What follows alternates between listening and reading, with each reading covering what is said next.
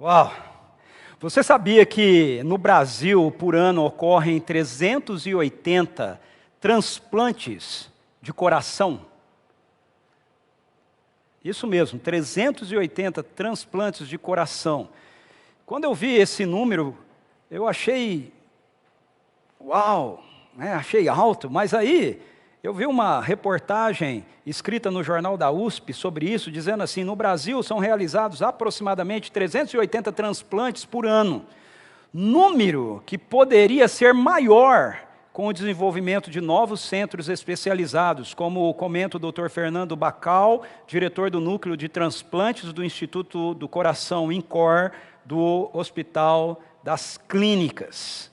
Ou seja, eu achei o número alto, 380 transplantes, mas, segundo o artigo aqui, poderia ser maior ainda. Uma pessoa transplantada, ela tem a oportunidade de continuar vivendo a sua vida. Isso, obviamente, se não houver rejeição ao transplante, porque ela recebeu um outro coração, ela recebeu um novo coração. Essa é uma experiência que exemplifica um precioso ensino da palavra de Deus para as nossas vidas. Para vivermos aqui, sob a influência da realidade do reino de Deus na nossa vida, todos nós, todo ser humano, qualquer pessoa, precisa ser transplantada.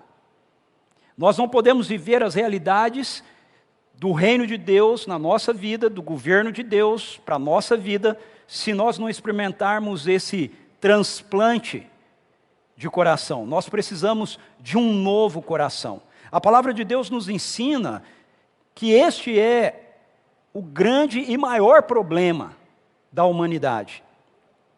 O maior problema da humanidade, o grande problema da humanidade não é externo, é interno. Por isso, ele não é resolvido com projetos políticos, ele não é resolvido com agendas ideológicas, ok? Ele é resolvido dentro de uma outra realidade. Esse foi o problema da nação de Israel, que embora se relacionasse com Deus, que embora ouvisse as instruções de Deus, embora vissem os feitos poderosos de Deus ao longo da sua história, como por exemplo a abertura do Mar Vermelho, as muralhas de Jericó caindo e tantas outras coisas, eles acabavam insistentemente escolhendo se rebelar contra o Senhor.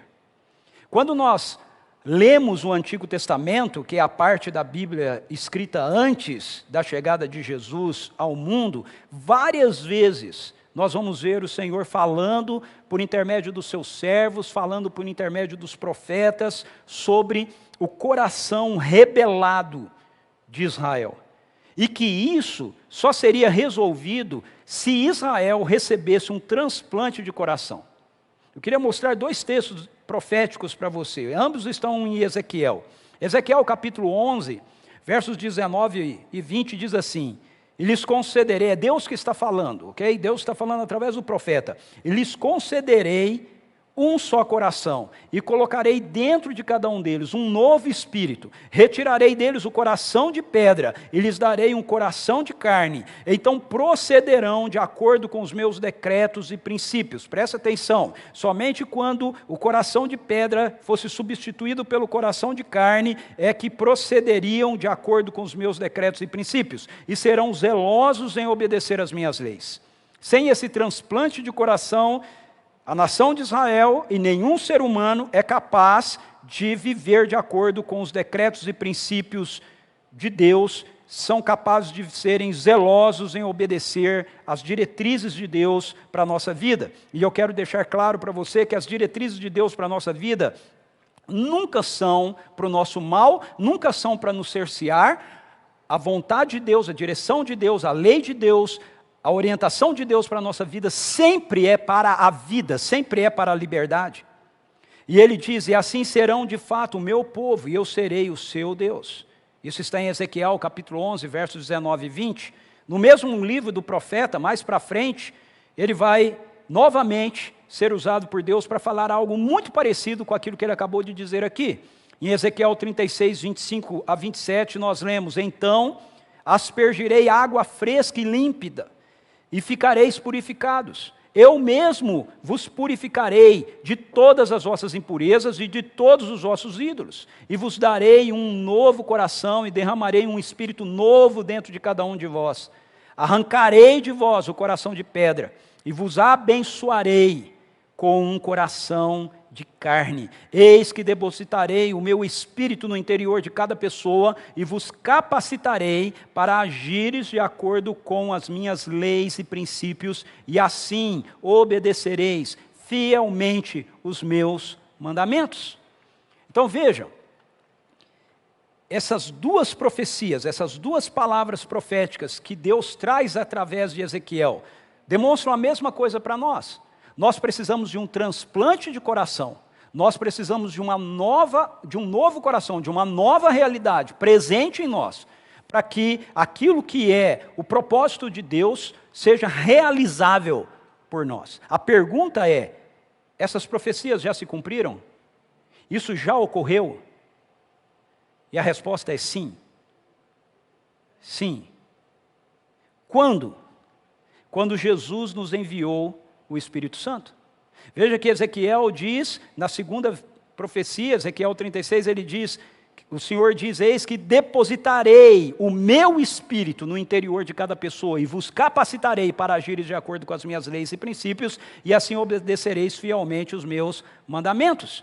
Então, isso ocorreu quando, depois da sua ressurreição, Jesus foi assunto aos céus e ele derramou a promessa do Pai, que é a presença do Espírito Santo de Deus, que estava em Jesus, vivia em Jesus e que agora está em mim, em você ou em qualquer outro que creia em Jesus como seu Senhor e Salvador. Veja o que Jesus nos diz a respeito dessa questão do coração. Em Marcos 7, 21 a 22, Jesus diz assim: pois é de dentro do coração dos homens que procedem os maus pensamentos, as imoralidades sexuais, os furtos, os homicídios, os adultérios, as ambições desmedidas, as maldades, o engano, a devassidão, a inveja, a difamação, a arrogância e a insensatez. Ora, todos esses males procedem do interior, contaminam a pessoa humana e a tornam impura. Então, de acordo com a avaliação de Jesus, todas essas situações, elas são internas à humanidade. Elas são inerentes à humanidade. Então, elas não são resolvidas por projetos externos. Ok? Não é que projetos externos não ajudem em alguma coisa, pode até ajudar em alguma coisa, mas não transforma, não muda a realidade. Portanto, a única solução verdadeiramente viável para a humanidade, para qualquer um de nós, é que recebamos um novo coração. Ou seja, que sejamos espiritualmente transplantados. Mas para isso ocorrer, a gente precisa de um doador. A gente precisa de um doador. Uma pessoa, para receber um transplante de coração, precisa ter um doador. Ter alguém que lhe dê um coração. E eu tenho uma maravilhosa notícia para você. Nós temos esse doador. O seu nome é Jesus Cristo. Através da sua morte, através da sua ressurreição, Jesus nos possibilitou receber o seu próprio coração. Mas além de um doador, nós também precisamos de um cirurgião. E de um bom cirurgião.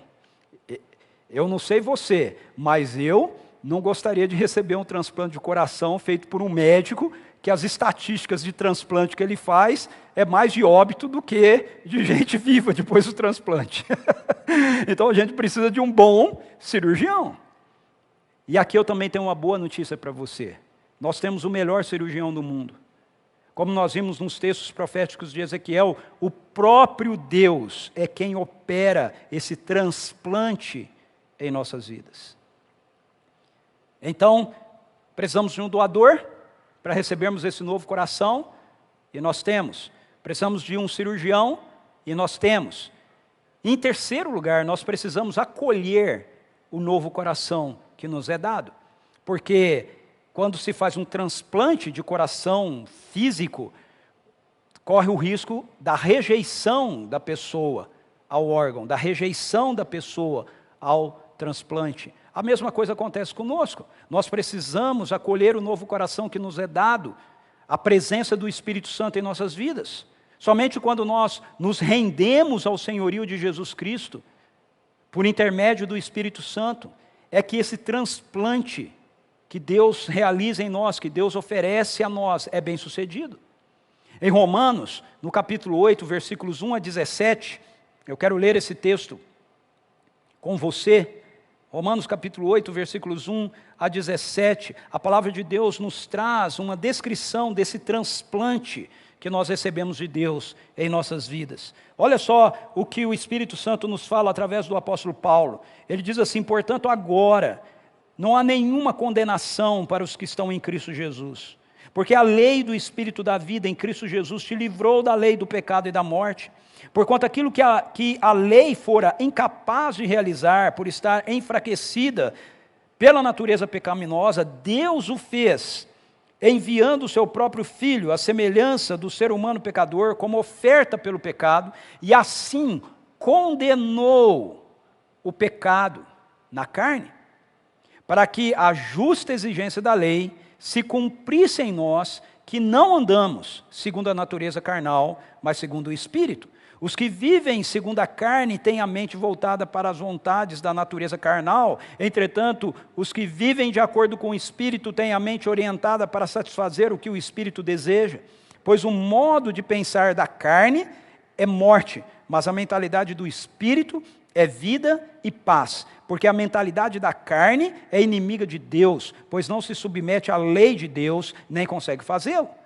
Os que vivem na carne não podem agradar a Deus. Vós, contudo, não estáis debaixo do domínio da carne, mas do Espírito, se é que de fato o Espírito de Deus habita em vós. Todavia, se alguém não tem o Espírito de Cristo, não pertence a Cristo.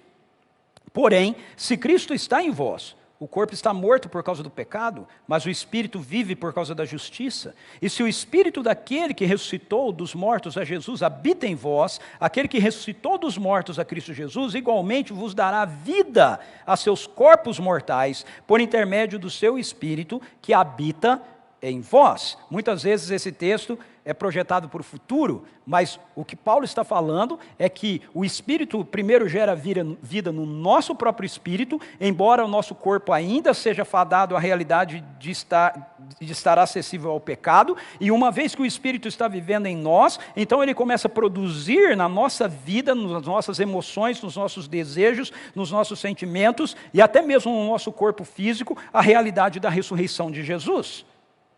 Porque ele diz que igualmente dará vida aos vossos corpos mortais por intermédio do Espírito que habita em vós, que está vivendo em nós. E isso se concretiza no futuro com a glorificação do nosso próprio corpo, mas começa a ser experimentado no presente.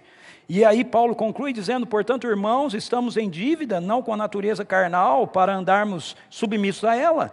Porque se viverdes de acordo com a carne, certamente morrereis. No entanto, se pelo Espírito fizerdes morrer os atos do corpo, vivereis.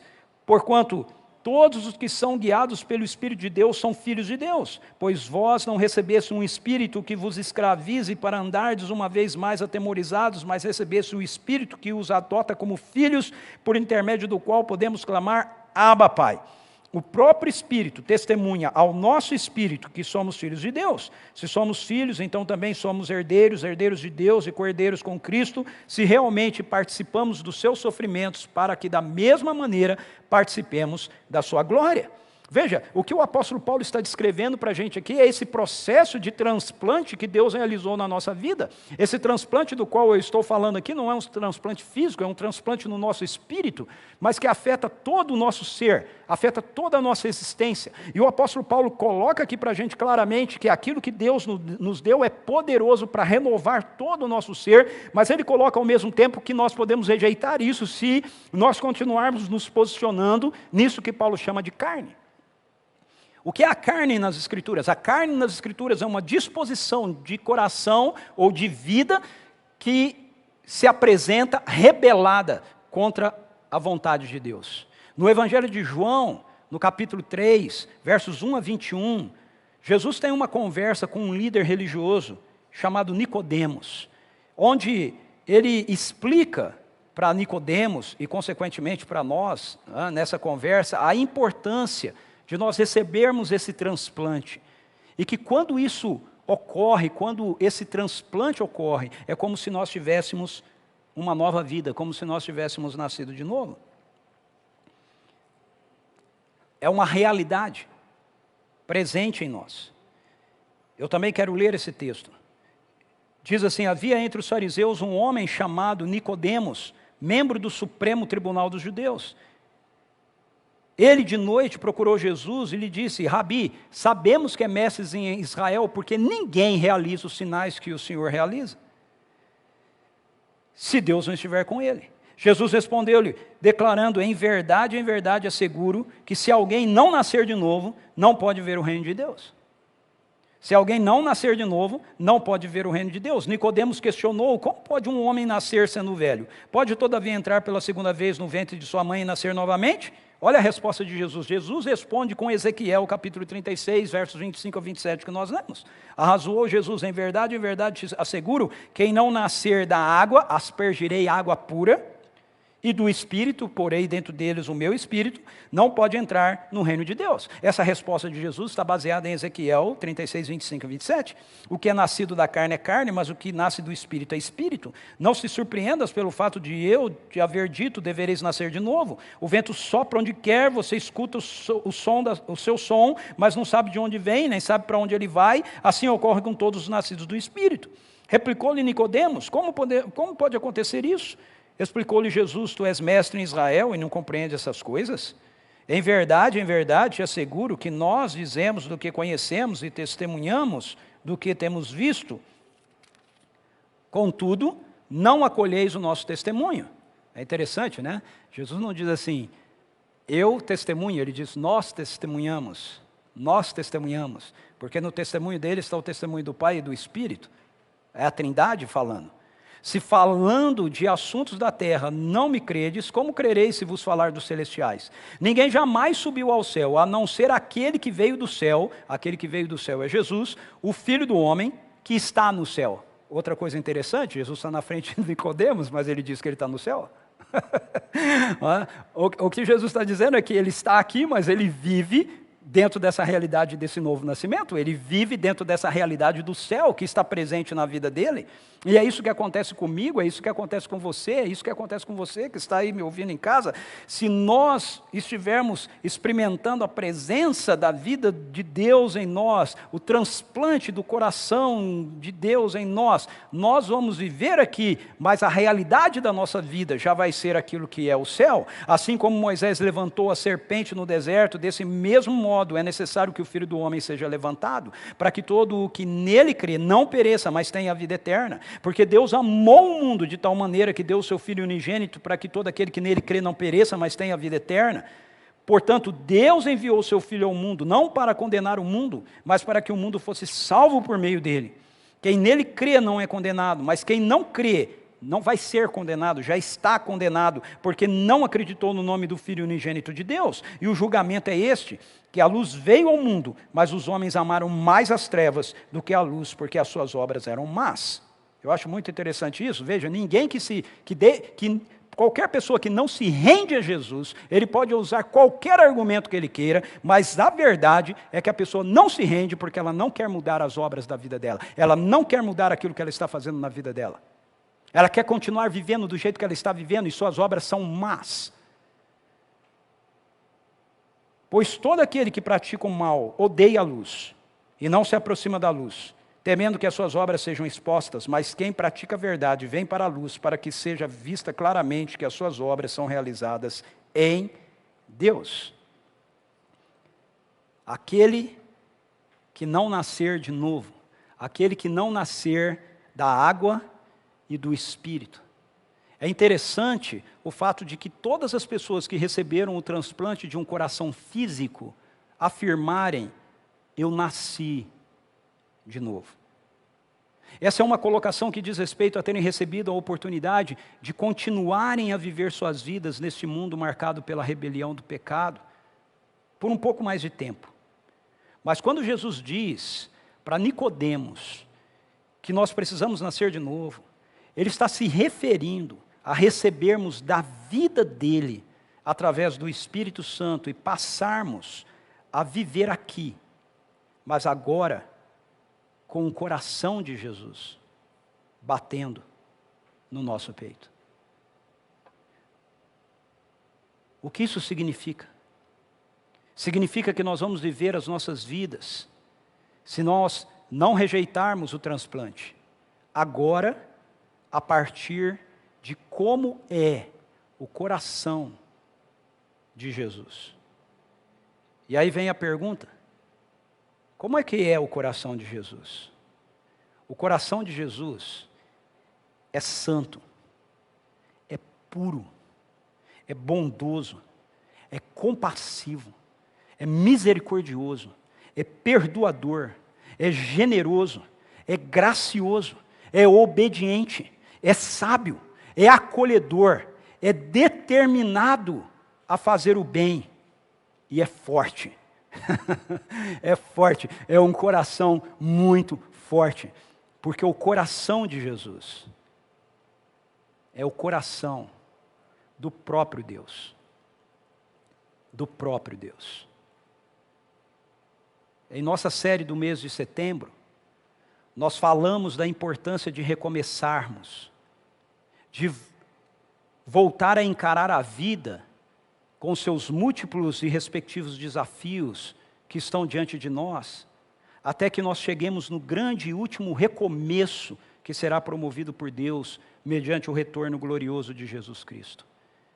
Nós precisamos recomeçar, mas nós precisamos recomeçar com um novo coração. Nós precisamos recomeçar com o coração de Jesus. Não rejeite. Não rejeite. Eu quero convidar você a fechar os seus olhos agora e a dizer para Jesus: Jesus, eu preciso de Ti, eu preciso do Teu coração, eu preciso desse transplante. Eu quero convidar você a não ter medo da vontade de Deus, da diretriz de Deus, da palavra de Deus, porque os mandamentos de Deus sempre são bons. Feche seus olhos. Pai, em nome de Jesus, nós precisamos desse novo coração. Nós precisamos desse coração que o Senhor, para transplantá-lo em nós, deu a vida do Teu próprio Filho. Nós precisamos do poder do Teu amor operando em nossas vidas e operando através de nossas vidas. Senhor, eu oro agora por cada pessoa, Senhor, que está me ouvindo nesse momento, cada pessoa que vai ter acesso a essa mensagem em algum momento. Eu oro para que o Teu Espírito, em nome de Jesus, venha com poder, seja aspergido água límpida, pura, do Teu Espírito, trazendo cura, trazendo libertação, trazendo salvação, Senhor. Em nome de Jesus, eu peço que o Teu Espírito, a obra do Teu Espírito, não seja rejeitada, que o nosso coração não se endureça diante da Tua palavra. Eu peço que a gente se renda ao Senhor, que a mentira que Satanás semeou na mente das pessoas, de que obedecer o Senhor é não ter uma vida de liberdade, caia por terra em nome de Jesus. Não há maior liberdade do que aquela que nós experimentamos no reino de Deus. Não há maior liberdade do que aquela que nós experimentamos quando nós somos conduzidos pela vida de Jesus que está em nós. Eu te peço um transplante de coração, em nome de Jesus. Vem, Espírito Santo, faz aquilo que só o Senhor pode fazer. Tira o rancor, tira a amargura, tira o medo, tira a rebelião. Nos dê o coração santo de Jesus, amável de Jesus. Eu te louvo porque o Senhor não desiste de nós. O seu amor, como nós cantamos aqui, é furioso. Ele nos persegue insistentemente insistentemente. Ao contrário daquilo que acontece no mundo material, físico, do transplante, onde, por falta de clínicas especializadas, há apenas 380 transplantes por ano no nosso país. O Senhor tem corações e mais corações. O Senhor é capaz de fazer transplante suficiente da nova vida de Jesus para toda a humanidade. Esse é o teu desejo, essa é a tua vontade. Eu peço que seja feita na terra aquilo que está no céu, em nome de Jesus.